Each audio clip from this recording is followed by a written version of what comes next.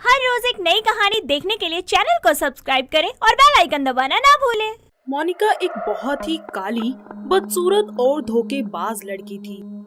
वो मेकअप से खुद को सुंदर दिखाकर लोगों को अपनी खूबसूरती के झूठे जाल में फांसती, फिर उनसे शादी करती और सुहागरात वाले दिन उनके सारे पैसे लूटकर वहाँ से भाग जाती थी।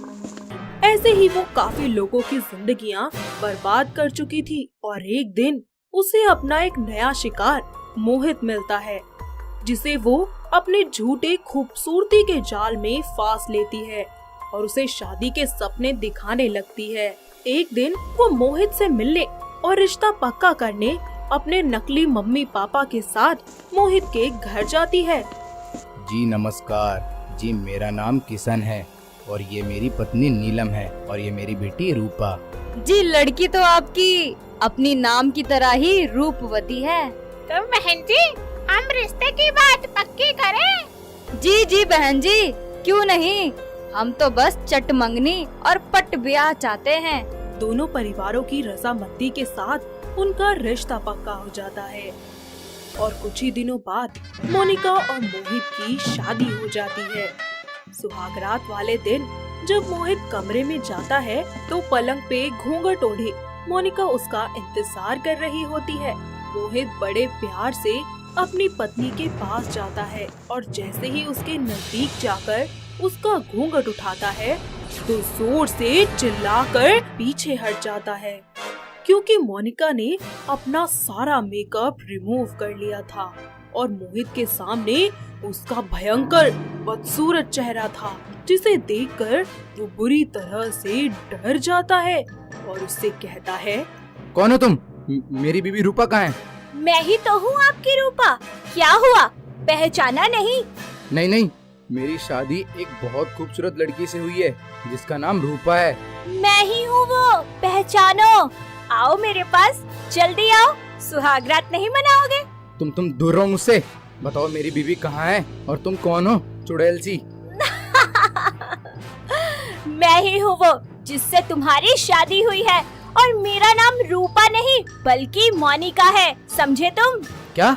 जिसे मैं व्हाइट बोर्ड समझ रहा था वो ब्लैक बोर्ड है। मैं अभी सबको तुम्हारा सच बताता हूँ। इससे पहले मोहित किसी को कुछ बता पाता, मोनिका उसके सर पर जोर से एक डंडा मारती है और वो वहीं बेहोश होकर गिर जाता है। मोनिका वहाँ से सारे पैसे और गहने लेकर खिड़की से कूदकर फरार हो जाती है। सुबह जब उसकी माँ कमला उसके कमरे में आती है तब वो देखती है कि उनका बेटा मोहित वहीं जमीन पर बेहोश पड़ा है। वो फौरन उसके पास जाती है और मोहित के मुंह पर पानी छिड़ककर उसे होश मिलाती है।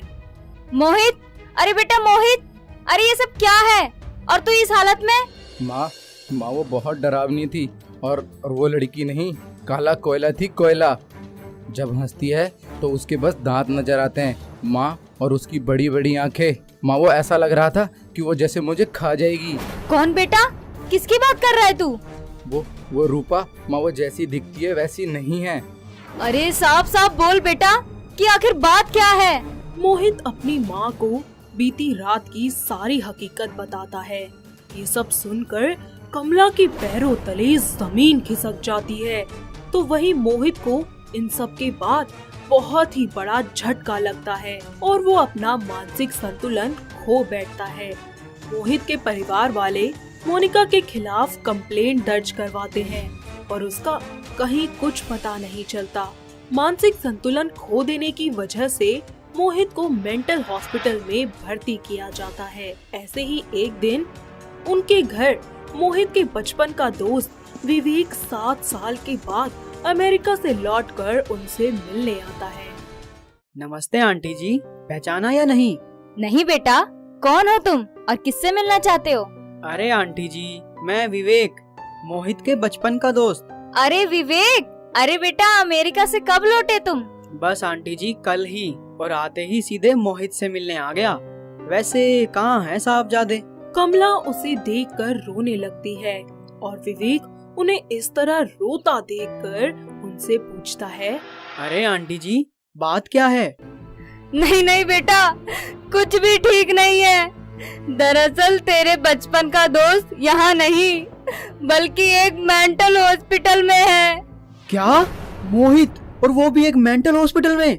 आखिर क्यों? आंटी कैसे हुआ ये सब? तब कमला उसे सारी बात बताती है, जिसे सुनकर विवेक की आंखों में आंसू आ जाते हैं और वो बोलता है, कोई बात नहीं आंटी जी, अब मैं आ गया हूँ ना, अब सब ठीक हो जाएगा। मैं अपने दोस्त को बिल्कुल ठीक कर दूंगा।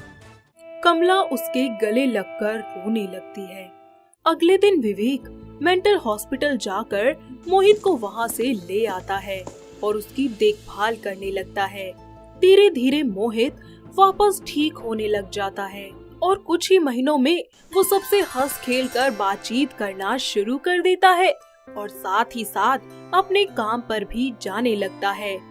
उसकी माँ विवेक का धन्यवाद करके उससे कहती है, धन्यवाद बेटा, अगर तू नहीं होता तो मोहित कभी ठीक नहीं हो पाता। अरे आंटी, आप रो क्यों रही हैं? मोहित मेरे बचपन का दोस्त है, भाई मानता हूँ मैं उसे, तो उसे इस हालत में कैसे देख लेता मैं? ठीक कहा बेटा तूने, पर मैं तो उस कलमुही को बद्दुआ देती हूँ जो कभी खुश नहीं रह पाएगी। मेरी प्यारी आंटी, आप छोड़िए ना पुरानी बातें, भुला दीजिए उसको और जिंदगी में आगे बढ़िए। और हाँ, बहुत जल्द मेरी भी शादी होने वाली है और लड़की ऐसी है ना, आप देखोगी तो बस देखती ही रह जाओगी, सच में। अच्छा बेटा, भगवान तुम दोनों को बहुत सारी खुशियाँ दे। ला जरा बहुरिया की फोटो तो दिखा। अरे फोटो तो नहीं है, आप जब शादी में आओगे तो लाइव देख लेना ना। वक्त बीतता जाता है, विवेक की शादी का दिन आ जाता है और जिस लड़की से उसकी शादी होने वाली होती है वो कोई और नहीं बल्कि मोनिका ही होती है। कमला और मोहित विवेक की शादी में आते हैं, जहां फेरों की रस्म चल रही होती है और बहू ने घूंघट ओढ़ रखा होता है। और जैसे ही मोनिका की मांग में सिंदूर भरने के लिए विवेक उसका घूंघट उठाता है तो मोहित मोनिका का चेहरा देख लेता है और उसे वही रात एक बार फिर याद आ जाती है और वो जोर जोर से चिल्लाने लगता है, माँ, ये वही चुड़ैल है जो उस रात मेरे कमरे में थी। हाँ, ये तो वही करम जली है। अरे विवेक बेटा, मत कर इस कलमुही से शादी, रुक जा। मोनिका उन लोगों को पहचान जाती है और मंडप से भागने की कोशिश करती है, पर विवेक उसका हाथ पकड़कर उसे रोक लेता है और बोलता है, रुक जाओ मोनिका, कहाँ जा रही हो तुम? और ये मोहित क्या कह रहा है? तभी कमला उस पर पानी की भरी बाल्टी लाकर फेंक देती है, जिससे उसका सारा मेकअप निकल जाता है और उसका बदसूरत भद्दा चेहरा सबके सामने आ जाता है, जिसे देखकर वहाँ खड़े हर शख्स के होश ही उड़ जाते हैं। देख माँ, ये वही है, पहले इसने मेरी जिंदगी बर्बाद की, अब मेरे दोस्त की जिंदगी बर्बाद कर रही है। मोनिका, ये सब क्या है? तुम मेरे साथ इतने दिनों से खूबसूरत होने का ढोंग रचा रही थी और ये तुम्हारी असलियत है। छी, नफरत हो रही है मुझे तुमसे। तो क्या करती मैं? अगर आज मैं ऐसी हूँ ना तो सिर्फ और सिर्फ आप लोगों की वजह से हूँ। बचपन से लेकर आज तक सबने मेरे रूप को धिक्कारा। मेरे खुद के माँ बाप ने मुझे घर से निकाल दिया कि उनकी बदनामी हो जाएगी। कभी मेरा कोई दोस्त नहीं बना। लोग मेरी शक्ल देखकर मुझसे डरा करते थे, इसलिए मैंने ये रास्ता चुना। बोलो, क्या गलत किया मैंने? मोनिका की बातें सुनकर शादी में आए सभी लोगों का सर शर्म से झुक जाता है और मोहित और कमला भी मोनिका से माफी मांगते हैं। विवेक रंग रूप के भेदभाव को सबके दिल से खत्म करने के लिए मोनिका से शादी करता है और असलियत में उसके साथ खुशी खुशी रहने लगता है और अपनी नई जिंदगी की शुरुआत करता है। गुलाबो गांव की रहने वाली एक अनपढ़ और देसी किस्म की लड़की थी। वो जब भी अपनी चोटी बनाती तो उसकी चोटी खड़ी हो जाया करती थी और नीचे ही नहीं आती थी। साथ ही उसको बात बात पर जीभ निकालने की भी आदत थी। उसके माता पिता का देहांत हो जाने की वजह से उसका पालन पोषण उसके मामा फिरजू ने अकेले ही किया था। गुलाबो के मामा उसकी शादी के लिए बहुत ही ज्यादा चिंतित रहते थे। जब भी लड़के वाले उसको देखने आते तो उसकी शक्ल और हरकतें देखकर वहाँ से रफू चक्कर हो जाते। ऐसे ही समय बीतता रहता है और एक दिन उसके मामा जब बाजार से सब्जी लेकर आ रहे होते हैं कि तभी उनकी टक्कर उनके बचपन के दोस्त आजाद सिंह से होती है। अरे अरे बिरजू मेरे यार, अरे कैसा है तू? अरे मैं तो ठीक हूँ, तू बता आज यहाँ कैसे? बस यार मंदिर आया था, तू बता यहाँ कैसे? अरे बस यार, गुलाबों की शादी की बहुत चिंता होती रहती है। अच्छा, क्यों ना गुलाबों की शादी तू मेरे बेटे विशाल से करवा दे, क्या कहता है? अरे बहुत ही अच्छी बात है ये तो। आजाद सिंह और बिरजू मिलकर बिना विशाल की मर्जी जाने उसकी शादी गुलाबों से करवा देते हैं।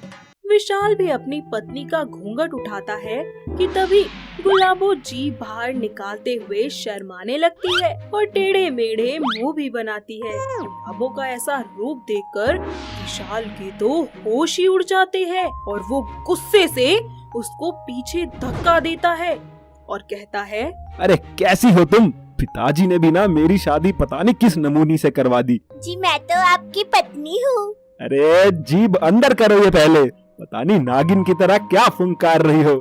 मैं तो गुलाबो हूँ ना जी, नागिन होती तो आपको कब का डस लेती। दफा हो जाओ मेरे कमरे से, तुम्हारे साथ सुहागरात मनाने से अच्छा तो मैं जहर ना खा लूं। हाय शुभ शुभ बोलिए, ई का कह रहे हैं? आप तो मेरे पति परमेश्वर हैं, आपको कुछ हो गया तो मैं तो ऐसे ही मर जाऊंगी। अरे दूर रहो मुझसे। और चोटी में तुम्हारी कौन सा स्प्रिंग लगा है जो सीधी ही नहीं होती? जी मैं तो हमेशा से ऐसी ही हूँ, सुंदर है ना, सबसे अलग। ऐसे ही समय बीतता रहता है और विशाल जब भी गुलाबों को देखता तो उससे दूर भाग जाता था। उसका ऐसा बर्ताव देखकर आजाद सिंह उससे कहते हैं, ये सब क्या है बेटा, तू बहू से इतना दूर दूर क्यों रहता है? तो क्या करूं, शादी करवाने से पहले एक बार भी सोचा आपने कि मैं इतना पढ़ा लिखा लड़का हूं और ये एकदम भट्ट गवार? अरे तो बस पढ़ी लिखी ही तो नहीं है, और क्या कमी है इसमें बता जरा। कमी? अरे कौन सी कमी नहीं है ये पूछो, बात बात पर नागिन की तरह जीभ निकाल लेती है। बेटा ये शादी हो चुकी है, कोई मजाक नहीं है, अब करी है तो निभानी तो पड़ेगी ना। वक्त बीतता जाता है। विशाल गुलाबों को अपनी पत्नी के रूप में स्वीकार नहीं कर पाता। ऐसे ही एक दिन विशाल इंस्टाग्राम के जरिए कंगना नाम की एक बहुत ही मॉडर्न और पढ़ी लिखी लड़की के संपर्क में आता है। वो दिन रात उससे बात करता रहता है। दोनों बहुत ही अच्छे दोस्त बन जाते हैं और उनका बातों और मुलाकातों का सिलसिला शुरू हो जाता है। दोनों एक दूसरे से प्यार भी करने लगते हैं। वक्त बीतता जाता है। विशाल किसी को भी बिना बताए कंगना से कोर्ट मैरिज करके उसे अपने घर ले आता है, जिसे देखकर सभी के होश उड़ जाते हैं और आजाद सिंह विशाल को एक जोरदार तमाचा जड़ देते हैं। विशाल, गुलाबों के होते हुए तूने दूसरी शादी कर ली? अबे यही संस्कार दिए हैं क्या मैंने तुझे? कौन सी शादी, कैसी शादी? मैं नहीं मानता ऐसी शादी को जिसमें मेरी कोई मर्जी ही ना हो। मुंह बंद कर अपना, समझा? और निकल जा इस घर से और इस लड़की को भी अपने साथ ले जा। अरे मैं क्यों जाऊं इस घर से, और इस घर पर मेरा पूरा हक है। अच्छा बेटा, अब तू मेरा बाप बन गया है। चल बहू, अब इस घर में नहीं रह सकते हम, चल यहाँ से। गुलाबो और उसके ससुर जी दोनों घर छोड़कर चले जाते हैं। ऐसे ही वक्त बीतता रहता है और एक दिन वो गुलाबो को लेकर बहुत ही बड़े और महंगे सैलून में जाते हैं, जहां वो उसका मेकओवर करवाते हैं और उसको एक नया लुक दे देते हैं। साथ ही उसे पर्सनैलिटी डेवलपमेंट की क्लासेस भी दिलवाते हैं, जिसके बाद गुलाबो का बात करने का तरीका भी बिल्कुल बदल जाता है और अब वो गवार गुलाबो से एक मॉडर्न अवतार वाली रोज बन जाती है। ऐसे ही एक दिन जब रोज बाजार से घर आ रही होती है तो उसके सामने विशाल आ जाता है, जिससे उसकी टक्कर हो जाती है और विशाल जब उसे देखता है तो बस देखता ही रह जाता है। आपको कहीं लगी तो नहीं? जी नहीं, मुझे तो नहीं लगी, पर लगता है कि आपको लग गई। नहीं नहीं, मैं ठीक हूँ। कितनी खूबसूरत है ये, ऐसा लगता है जमीन पर कोई परी उतर आई हो। हेलो मिस्टर, कहाँ खो गए? जी कहीं नहीं। वैसे आप कहीं जा रही हैं क्या? मुझे मॉडल सिटी तक जाना है। अरे मैं भी तो वहीं जा रहा हूँ। आइए आइए साथ में चलते हैं। दोनों कार में बैठ जाते हैं। विशाल बार बार सिर्फ और सिर्फ गुलाबों की तरफ देखता ही रहता है। जी क्या देख रहे हैं आप? आज से पहले कभी कोई लड़की नहीं देखी क्या? देखी तो है, पर इतनी खूबसूरत पहली बार देख रहा हूँ। वैसे आपका नाम क्या है? मेरा नाम रोज है। ओह वाओ, आपकी तरह आपका नाम भी कितना खूबसूरत है। शादी हो गई आपकी? अगर मैंने बता दिया कि मेरी दो शादी हो चुकी है तो दोस्ती भी नहीं करेगी मुझसे।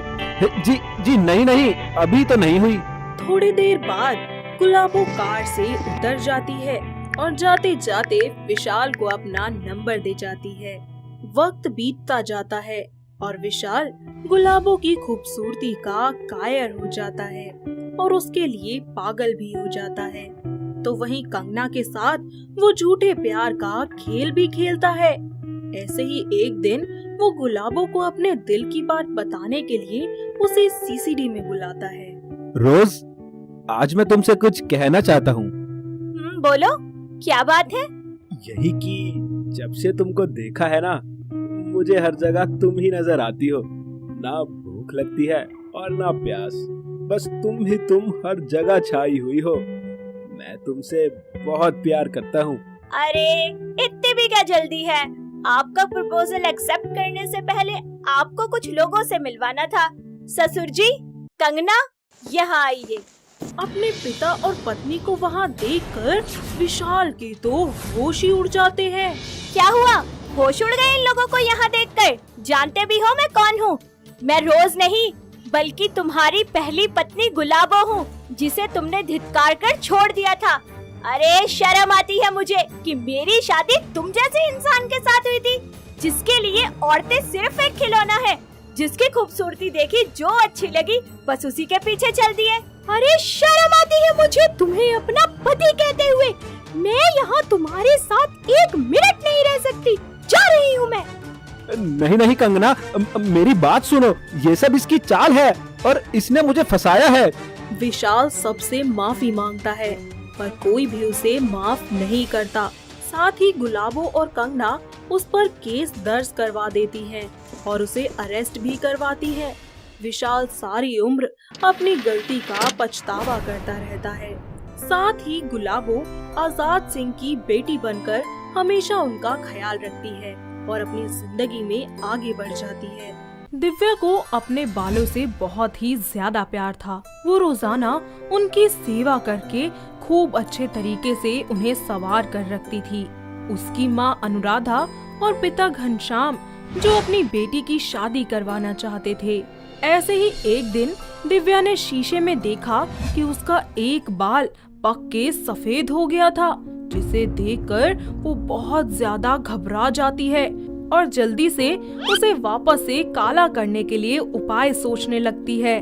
घबराते हुए अपने माता पिता के पास जाती है और बोलती है, माँ देखो मेरे बाल सफेद हो गए। हाय हाय, ये क्या हाल बना लिया तूने? ला दिखा तेरे बाल, देखो कहीं और भी तो नहीं है। उसकी माँ उसके सारे बाल देखती है जिसमें उन्हें गिनती के 4 से 5 सफेद बाल मिल जाते हैं, जिसे देखकर वो दोनों घबरा जाते हैं। हे भगवान, बेटा ये तूने क्या कर लिया अपने बालों का? अगर लोगों ने देख लिया ना, देखना तेरी शादी में टांग अड़ाएंगे फिर। इसीलिए तो माँ इसका कोई उपाय बताओ, वरना मेरे सारे बाल सफेद हो जाएंगे। बेटा इनका तो बस एक ही इलाज है कि तुझे ना अपने बालों को हमेशा कलर करके रखना पड़ेगा। लेकिन माँ कलर करने के बाद भी तो दिखेंगे, अगर लोगों को पता चल गया, हाय वो तो मेरा बहुत मजाक बनाएंगे। हाँ बेटा, लेकिन अभी तू अपनी शादी के बारे में सोच, वरना पूरी जिंदगी इन सफेद बालों के साथ कवारी रहेगी। ओके माँ, जैसा तुम कहो मैं वैसा करूँगी। इस तरह दिव्या अपने बालों को रंगना शुरू कर देती है। तो वहीं दूसरी तरफ उसकी माँ एक नितिन नाम के लड़के को अपनी बेटी के लिए पसंद कर लेती है और कुछ ही दिनों बाद उनकी शादी भी हो जाती है। धीरे धीरे दिव्या के सारे बाल और भी ज्यादा सफेद होने लगते हैं और गिने चुने बाल ही काले रह जाते हैं। शादी के बाद उसकी सास लता अपनी बहू के काले और घने बालों से बहुत ज्यादा खुश रहा करती थी और मोहल्ले भर में अपनी बहू की तारीफ करके उन्हें जलाया करती थी। ऐसे ही एक दिन उसकी सास रात में देख लेती है कि उसकी बहू छुप छुप कर बालों को रंग रही है। अरे ओ करमजली, रात के अंधेरे में भूत बनके अपने बालों में क्या रंग लगा रही है तू? अब नहीं नहीं माँ जी, कुछ नहीं। अच्छा तो लाइट तो जला ले। लता तुरंत ही लाइट जलाती है और लाइट के जलते ही वो देखती है कि दिव्या अपने सफेद बालों को रंग रही होती है। आय हाय, अरे ये सब क्या है? क्या देख लिया मैंने? माँ जी वो अरे मुझे लगता है मैं कोई सपना देख रही हूँ। जरा चींटी काट तो मुझे। नहीं माँ जी, ये सब हकीकत है। अब मैं थक गई हूँ इस राज को छुपाते छुपाते। तभी वहाँ नितिन आ जाता है। ये सब क्या हो रहा है आधी रात में? और तुम्हारे बालों को क्या हुआ?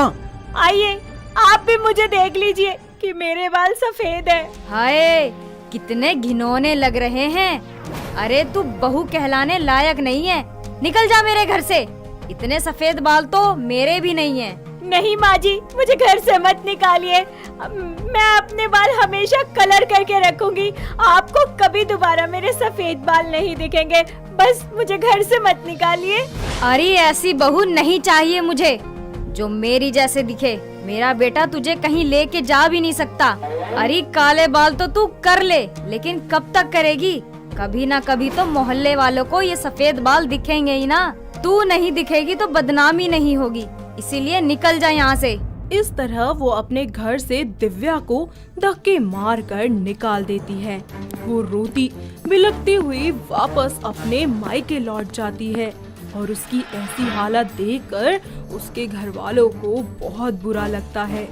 वो लोग उसके ससुराल जाकर उसकी सास से बात करने की कोशिश करते हैं, लेकिन लता है कि मानने का नाम ही नहीं लेती और दिव्या के माता पिता को घर से बेइज्जत करके निकाल देती है। अपने घर वालों के साथ हुए इस अपमान का बदला लेने के बारे में जब दिव्या सोचती है तो उसके पिता उसे समझाते हैं। देख बेटा, ये दुनिया बहुत जालिम है। तू जितना दबेगी ना, ये उतना ही तुझे दबाएंगे। और हाँ, कोशिश कर कि खुद की तेरी एक पहचान बने, समझी बेटा?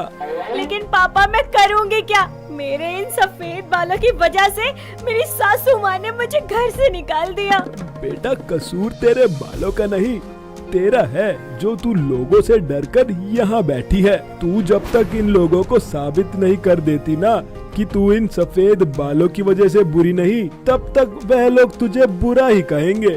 दिव्या कुछ देर तक अपने पापा की बात के बारे में गौर से सोचती है और फिर उसे उनकी बात समझ आ जाती है। पापा, मुझे आपकी बात समझ आ गई है। अब देखना मैं क्या करती हूँ। मेरे ससुराल वाले मुझसे माफी मांगने यहाँ जरूर आएंगे। अब वो सिर्फ और सिर्फ अपने मुकाम के बारे में सोचने लगती है कि तभी उसे याद आता है कि वो कॉलेज के दिनों में मॉडलिंग किया करती थी और वो अपना पैशन फॉलो करने के लिए एक मॉडल बनने निकल जाती है। सभी उसके सफेद बालों की वजह से उसे रिजेक्ट कर देते हैं, लेकिन एक ऑर्गेनाइजेशन में उसका सिलेक्शन हो जाता है जहां उसके सफेद बालों की वजह से उसे बहुत फेम मिलता है। ऐसे ही एक दिन जब वो रैंप वॉक कर रही होती है, तभी उसे करण जौहर नाम का एक आदमी, जो कि एक फिल्म डायरेक्टर होता है, उसकी खूबसूरती और बालों का लुक देखकर उससे इम्प्रेस हो जाता है और उससे बात करने आता है। हाय ब्यूटीफुल, तुम्हारे बाल और ये मॉडलिंग मुझे बहुत अच्छी लगी। क्या तुम मेरी फिल्म में हीरोइन बनना चाहोगी? ओह माय गॉड, कैसे बिलीव करूं मैं? ये सच है ये सपना? करण सर मुझे खुद पर्सनली फिल्म का प्रपोजल दे रहे हैं। जी, मुझे तो यकीन ही नहीं हो रहा। नहीं नहीं, ये सच है। और हाँ, जल्दी से हाँ बोल दो, वरना तुम्हें पता है कि मैं किसी का इंतजार नहीं करता। हाँ हाँ बिल्कुल, मैं आपकी फिल्म में हीरोइन जरूर बनूंगी। इस तरह वो अपनी कामयाबी की सीढ़ियों को पार करती रहती है। उसके सफेद बाल उसे एक हीरोइन बना देते हैं। वो फिल्म की शूटिंग करना स्टार्ट कर देती है और कुछ ही दिनों में फिल्म बनकर तैयार हो जाती है। और जैसे ही फिल्म थिएटर में लगती है, उसकी बहुत तारीफ होती है और उसकी ये फिल्म सुपर हिट हो जाती है, जिस फिल्म को दिव्या के ससुराल वाले भी देखते हैं और उन्हें अपनी गलती का एहसास होता है। साथ ही वो हीरोइन बनी अपनी बहू दिव्या को वापस लाने की लालसा में उसके घर जा पहुंचते हैं। बहू, बेटा बहू, मुझे माफ कर दे। मुझसे बहुत बड़ी गलती होगी जो मैंने तुझे इस घर से निकाल दिया। हाँ दिव्या, मुझसे भी गलती हो गई और हम दोनों को माफ कर दो और भूल जाओ जो सब हुआ। माफ कर दूं? वो भी आप लोगों को, जिन्होंने मेरे बालों के चलते मुझे घर से बाहर निकाल दिया। और आज जब मैंने अपना नाम पहचान सब कुछ बना लिया, तो आप लोग मुझसे माफी मांगने चले आए। देख बहू, मैं जानती हूँ कि मेरी गलती है, तू हमें माफ कर दे बहू। अरे कभी नहीं, भाड़ में गए तुम जैसे पति परमेश्वर और ये लो डिवोर्स पेपर और दफा हो जाओ मेरी जिंदगी से। दिव्या नितिन से डाइवोर्स लेकर अपनी जिंदगी में आगे बढ़ने लगती है। उसके घर वालों को भी उस पर बहुत गर्व महसूस होता है और दुनिया भी उसके सफेद बालों का मजाक ना बनाकर बल्कि उसकी खूब तारीफ करती है। दिव्या के सफेद बालों की प्रशंसा अब पूरे बॉलीवुड में होने लग जाती है और वो खुशी खुशी अपने करियर के हर मुकाम को हासिल करती है। अनिष्का एक बहुत ही सुंदर लड़की थी। वो बचपन से ही पढ़ाई में बहुत होशियार थी। उसका परिवार मिडिल क्लास से बिलोंग करता था। उसके घर में उसके पिता अरुण और माँ राधा उसके साथ रहा करते थे। अनिष्का एक IAS ऑफिसर बनना चाहती थी। वो अपनी कॉलेज की पढ़ाई पूरी करके अपने माता पिता से इस बारे में बात करने जाती है। पापा, मुझे आपसे कुछ जरूरी बात करनी है। हाँ हाँ, कहो बेटा, क्या बात है? वो पापा, मेरी पढ़ाई पूरी हो चुकी है और आगे चलकर मुझे अब एक IAS ऑफिसर बनना है। अरे क्या जरूरत है IAS ऑफिसर बनने की? तेरी उम्र की सब लड़कियों की शादी हो चुकी है। माँ, शादी के बाद तो मेरे सर पर और भी जिम्मेदारियाँ आ जाएंगी और मैं अभी शादी नहीं करना चाहती। अरे तू चुप कर, हमें सब पता है तेरे लिए क्या अच्छा है और क्या बुरा है। अनिष्का गुस्से में अपने कमरे में चली जाती है। कुछ दिन बाद उसके लिए अमन नाम के एक लड़के का रिश्ता आता है। वो अपनी माँ नीलम के साथ उसे देखने आता है। वो लोग चाय नाश्ता करने के बाद अनिष्का से मिलने की बात करते हैं। जी, चाय नाश्ता तो बहुत हो गया, अब आप जरा अपनी बेटी को तो बुलाइए। हाँ जी, क्यों नहीं, अभी लीजिए। रे बेटी अनिष्का, जरा यहाँ तो आओ। जी पापा, अभी आई। अनिष्का तैयार होकर वहाँ आ जाती है। अमन उसे पसंद कर लेता है और रिश्ते के लिए हाँ कर देता है। वहीं उसकी माँ नीलम अरुण और राधा से दहेज की बात करने लगती है। अपनी बेटी की शादी के लिए वो लोग उनकी सारी शर्तें मान जाते हैं और रिश्ता पक्का कर देते हैं। कुछ ही दिनों में उन दोनों की शादी हो जाती है। शादी के बाद कुछ महीने तो सब कुछ सही चलता है, लेकिन उसके बाद अमन और उसकी माँ नीलम अनिष्का को दहेज के लिए परेशान करने लगते हैं। ऐसे ही एक दिन, ए कामचोर, कहाँ मर गई? अरे अनिष्का, फटाफट यहाँ आ। जी हाँ जी माँ जी, कहिए क्या हुआ? एक बात बता, ये घर का काम तू करेगी या तेरा बाप आगे करके जाएगा? हाँ? ये बोलकर नीलम वहाँ से चली जाती है। अनिष्का अपने घर का काम करना शुरू करती है। शाम को अमन जब घर आता है और आते ही उस पर गुस्से से टूट पड़ता है। अनिष्का, अनिष्का, कहाँ हो तुम? क्या हुआ जी? आप इतना अरे वो छोड़, ये बता खाना बनाया नहीं? मुझे बहुत भूख लगी है। जी वो बस थोड़ी देर में। देर? तुझे पता है ना, मुझे ऑफिस से आते ही खाना चाहिए होता है। और तू रुक, आज तुझे बताता हूँ देर करने का क्या अंजाम होता है। अमन तुरंत उसे चाटे और अपनी बेल्ट से मारने लगता है। अनिष्का दर्द में रोती और बिलखती रहती है, लेकिन उसका पति उसे मारता ही रहता है। देख, ये हाल होता है जब कोई मुझे इंतजार कराता है। तो अब बोल, करेगी आज के बाद ऐसा? नहीं, मुझे माफ कर दीजिए, आज के बाद ऐसा कुछ नहीं करूँगी। ठीक है, चल अब उठकर खाना बना कर ला।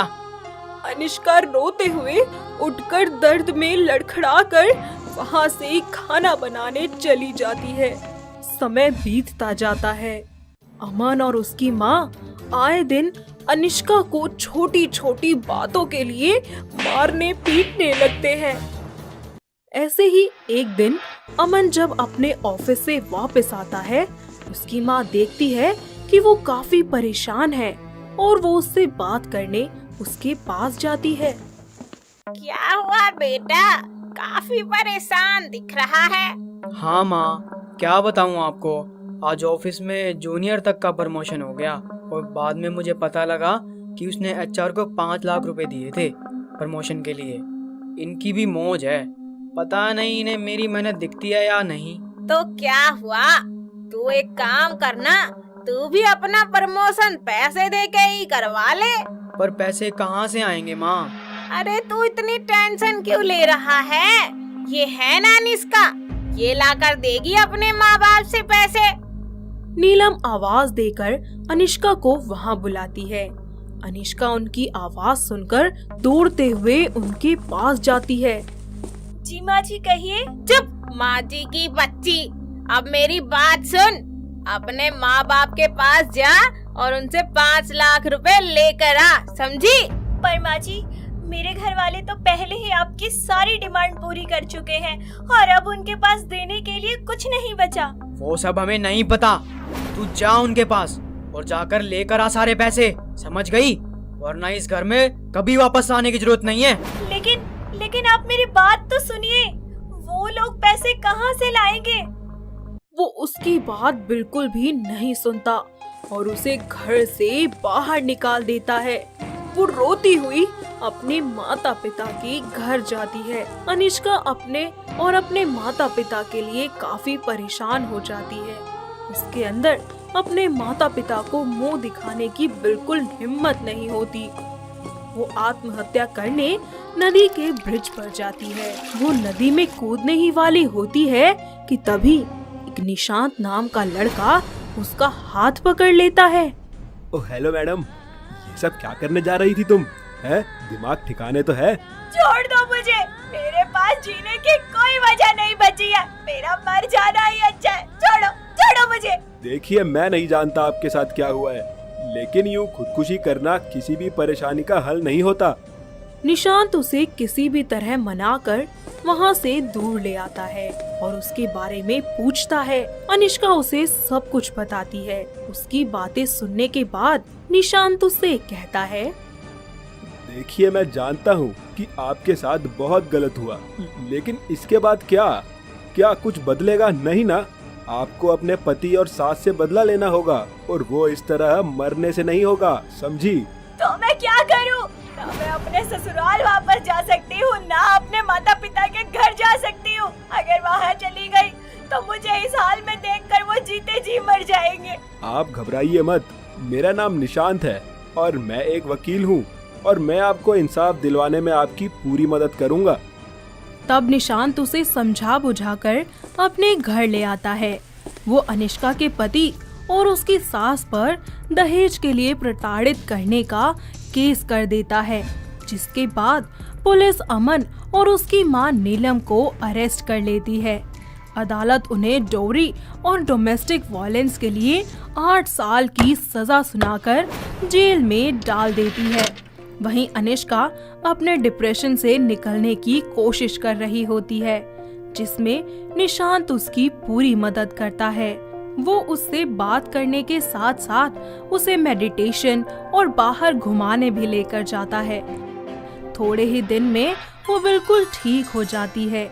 आपस में एक साथ वक्त बिताते बिताते उन दोनों के बीच की नजदीकियां बढ़ने लगती हैं और वो दोनों एक दूसरे से प्यार करने लगते हैं। कुछ ही दिनों बाद निशांत और अनिष्का एक दूसरे से शादी कर लेते हैं। इस तरह अनिष्का को इंसाफ के साथ सच्चा प्यार करने वाला साथी भी मिल जाता है, जिसके बाद वो दोनों खुशी खुशी अपनी जिंदगी बिताने लगते हैं। श्वेता एक बहुत ही सुंदर लड़की थी, जिसके दिमाग में थोड़ी दिक्कत थी। वो बड़ी तो हो गई थी, लेकिन अभी भी बच्चों जैसी हरकतें किया करती थी। उसकी माता नीमा और पिता केशव इस बात को लेकर काफी ज्यादा परेशान रहते थे। वो अक्सर अपनी बेटी को लेकर हॉस्पिटल के चक्कर काटा करते थे, लेकिन काफी सालों से अलग अलग हॉस्पिटल से इलाज करवाने के बावजूद भी श्वेता के अंदर कोई आराम नहीं आ रहा था। ऐसे ही एक दिन वो लोग हॉस्पिटल से घर लौट रहे होते हैं और आपस में बात कर रहे होते हैं। पता नहीं क्या होगा हमारी बेटी का, मुझे तो कुछ समझ ही नहीं आ रहा। सालों से कभी इस हॉस्पिटल तो कभी उस हॉस्पिटल, समझ ही नहीं आता मेरी बेटी के साथ ही ऐसा क्यों होना था। पापा देखो आइसक्रीम। अरे क्या है, शांति से बैठ जाओ श्वेता। जी बस उसे आइसक्रीम ही तो खानी है, जरा गाड़ी साइड में रोक कर ले दीजिए ना। केशव गाड़ी साइड में लगाकर अपनी बीवी के साथ आइसक्रीम लेने जाता है, पर वो गाड़ी का दरवाजा लॉक करना भूल जाता है। तभी श्वेता बगल में एक खिलौने का ट्रक देखती है और गाड़ी से निकलकर उस ट्रक में चढ़ जाती है, जिसके बाद वो ट्रक चल पड़ता है। जब उसके माता पिता गाड़ी के पास पहुंचते हैं, तब उन्हें उनकी बेटी गाड़ी में नहीं मिलती और वो लोग डर कर श्वेता को इधर उधर ढूंढने लगते हैं। अरे श्वेता कहाँ गई? केशव जी देखिए तो, श्वेता नहीं है यहाँ। अरे अभी तो यही थी, कहाँ चली गई? तुम घबराओ मत नीमा, मैं उसे ढूंढता हूँ। वो लोग श्वेता को हर जगह ढूंढते हैं और उसका कहीं पर भी पता नहीं चलता। तो वहीं दूसरी तरफ श्वेता उन दोनों से कोसों दूर चली जाती है। वो ट्रक से उतरती है और देखती है कि अपने घर से वो काफी ज्यादा दूर आ गई है, किसी अनजान जगह पर। ना तो वहाँ पर उसकी मम्मी थी और ना ही उसके पापा। ऐसे में वो चुपचाप जाकर एक बेंच पर बैठ जाती है। तभी वहाँ समीर नाम का लड़का, जो कि बहुत ही ज्यादा परेशान था, आकर बैठ जाता है और रोने लगता है। श्वेता उसे रोता हुआ देखकर उसे अपना रुमाल देकर कहती है, ये लो रुमाल, मम्मी कहती है रोने से ना आंखें खराब हो जाती है। थैंक यू, पर तुम कौन हो और यहाँ अकेली क्या कर रही हो? वो ना मैं खिलौने के ट्रक में चढ़ गई थी, मम्मी पापा को बिना बताए, और फिर मैं यहाँ आ गई। मैंने हर जगह मम्मी पापा को ढूंढा, पर वो मुझे कहीं भी नहीं मिले। ओह, तो तुम रास्ता भटक गई हो। वैसे कहाँ से आई हो तुम? मुझे कुछ नहीं पता और मुझे बहुत डर लग रहा है। मम्मी पापा की बहुत याद आ रही है और भूख भी लग रही है। डरो मत, एक काम करो, तुम मेरे घर चलो, मेरी मम्मी के पास। तुम्हें उनसे मिलकर बहुत खुशी होगी और साथ ही कुछ खा भी लेना, ओके? समीर श्वेता को अपने घर ले जाता है। वहाँ उसकी माँ नीलम श्वेता से मिलकर काफी ज्यादा खुश होती है। दोनों मिलकर एक दूसरे के साथ खेलते हैं, मस्ती करते हैं और श्वेता के सो जाने के बाद नीलम समीर से पूछती है, अरे बेटा कितनी प्यारी छोरी है, लेकिन यह शय कौन और तन्ने कित मिल गई और तू इसने घर क्यों ले आया? माँ, आज मैं रिया को प्रपोज करने गया था, लेकिन उसने मुझे मना कर दिया। मैं दुखी और निराश घर आ रहा था और बेंच पर बैठकर रोने लगा। तभी उसी बेंच पर ये बैठी थी। इसने मुझे रुमाल दिया और मुझे रोने से मना कर रही थी। इसने मुझे बताया कि ये रास्ता भटक गई है और मैं इसकी मदद करने के लिए इसे अपने घर ले आया। वो दोनों अपने अपने कमरे में सोने के लिए चले जाते हैं। ऐसे ही समय बीतता जाता है। समीर को श्वेता के साथ समय बिताना अच्छा लगने लगता है। कभी श्वेता समीर को पानी से नहला देती, तो कभी उसके बच्चों जैसी पेंटिंग बना देती, तो कभी उसे घोड़ा बनाकर उस पर सवारी करती। समीर भी श्वेता की तरफ आकर्षित होने लगता है। उसे उसकी बच्चों जैसी हरकतों से प्यार हो जाता है और उसकी माँ भी श्वेता को उसके साथ खुश देखकर काफी ज्यादा अच्छा महसूस करती है। और एक दिन श्वेता के माता पिता उसे ढूंढते हुए पुलिस के साथ समीर के घर आ जाते हैं। जी आपका नाम समीर है? जी हाँ, पर आप लोग यहाँ?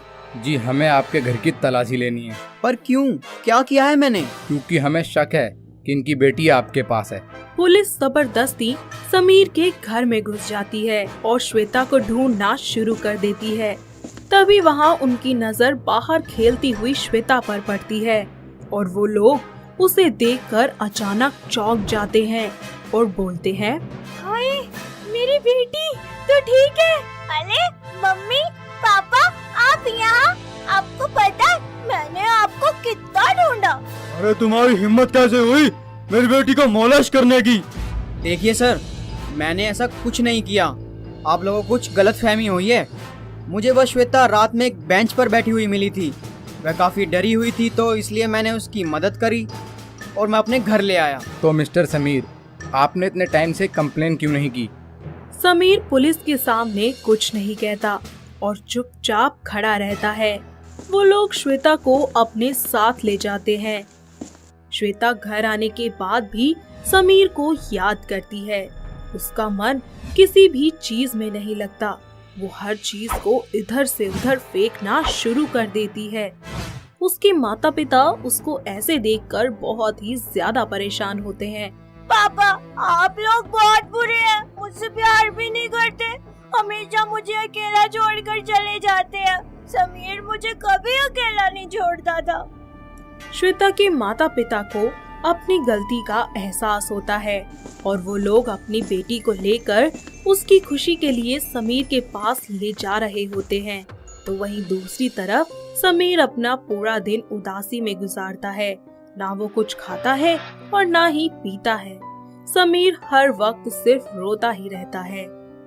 उसकी ऐसी हालत देखकर उसकी माँ नीलम काफी दुखी हो जाती है और उसके पास जाकर उससे कहती है, अरे बेटा तने यो अपना के हाल बना लिया, ना तो तू कि मैं खावे है ना कि मैं पीवे है।